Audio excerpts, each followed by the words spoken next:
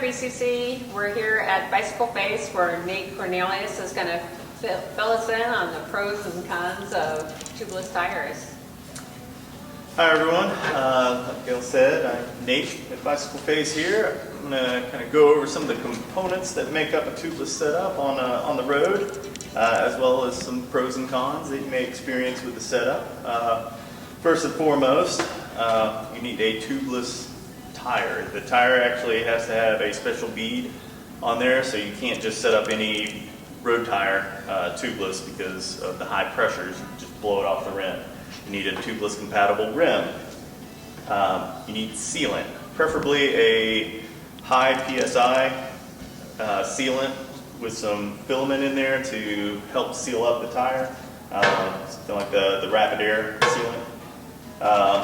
Tubeless valves that go in your rim to make everything, because there's no tube in there, no valve from the tube. And then tubeless tire tape that just seals up everything nicely. Some of the pros that you may experience with a tubeless tire is fewer flats. That's the big one. Better ride quality and lower rolling resistance, so you may have a faster setup all in all with a tubeless setup. Some of the cons, they're expensive. It's a little more expensive. They only make nice tires, so to have the same amount of protection, you may be running a pretty durable, less expensive tire. Flip side of that is you're going to have a lot better ride quality with a really nice tire. They're just expensive. They will tend to wear a little quicker than, say, like a gator skin or an armadillo that is designed to have a lot of mileage on it. But the trade-off for a lot of people is find it worth it, especially if you don't want a flat. A lot of times you won't even know you've picked up a little piece of glass or a wire or anything, and it'll just do its job. So even though you are protected from a lot of that stuff, it's still a good idea to keep a tube with you, just in case you cut the tire so much that the sealant doesn't actually do its job. But that's, a lot of times most people will find that the pros outweigh the cons, and I'll show you a quick setup real quick. Alright, so right now we are setting up a revolve wheel with a Continental tire. As you can see, we have some sealant in here.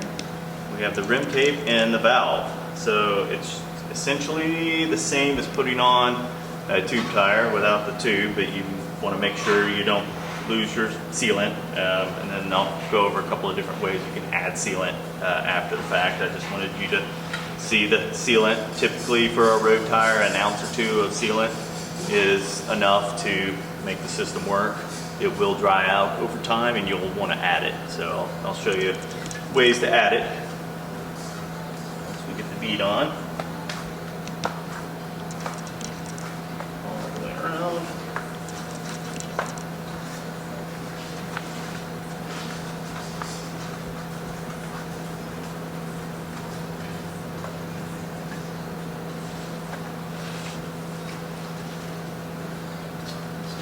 Tire lever because the bead is going to be pretty tight. Yeah.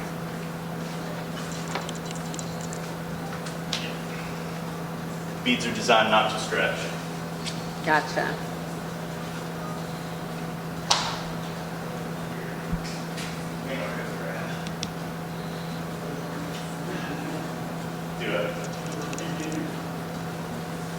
Here. These are ridiculously hard to get on and off or without a tire lever.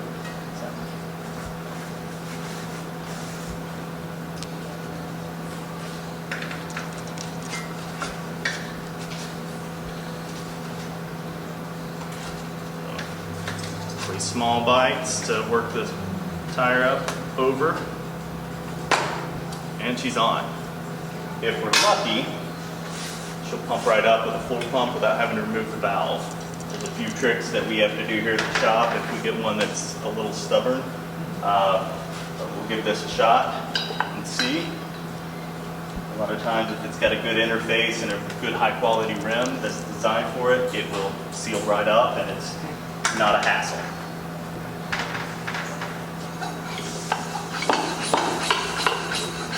Looks like we've got a winner.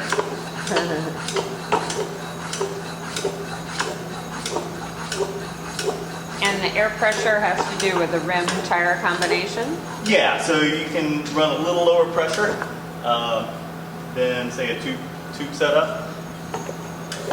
So you'll get a little better ride quality out of it as well. This was the messier way to set it up. A lot of times you can put the bead on and everything, remove the valve core, add the sealant, and then pump it up. That's the same thing that you'll do if you need to just add some sealant at the end of the day. But that's all there is to it. So as far as protecting yourself out on the road and not getting stranded, it is always a good idea to go ahead and carry a regular flat kit. So if the sealant fails to seal up whatever puncture you may get, having a tube to put in there and a way to pump it up is what I would recommend. These are not foolproof, but they are nice to have just in case you do pick up some debris that would normally cause a tire flat. Okay. Let's say you're out there riding and it's Friday the 13th and you do get a flat and some fluid comes squirting out. Obviously it's doing its job, it's trying to seal it up. Should you pull over? Do you put it that side down? Are there any steps? So you can put that side down, and if it's a sealant that's designed to work with high pressure, hopefully it will seal it up once it's got plenty. Now, skinny little tires like this, you're limited on how much fluid you have in here, as well as air. So hopefully it does its job quickly. If it's not sealing up, then it's probably a big enough hole that I would just go ahead and put an inner tube in there and get yourself home. Okay, so the inner tube would be a fix to get you home, and then once you've gotten home, perhaps you take it into your shop, but then you would basically set it up tubeless again. Yeah, you could set it up tubeless.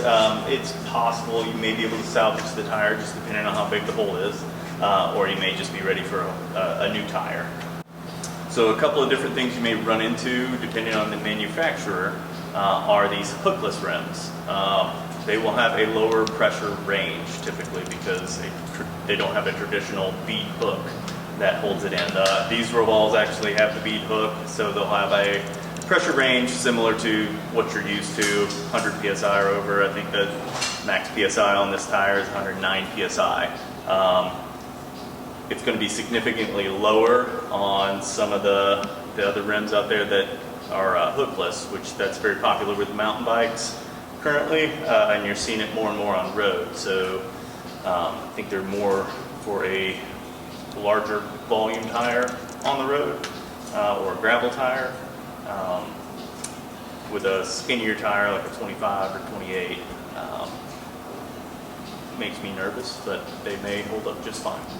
But the pressure is definitely lower, and you could blow it off the rim if you're not paying attention to the pressure ranges. So the hookless ones are definitely going to have a pressure rating on the rim as well as the tire and go off the lowest.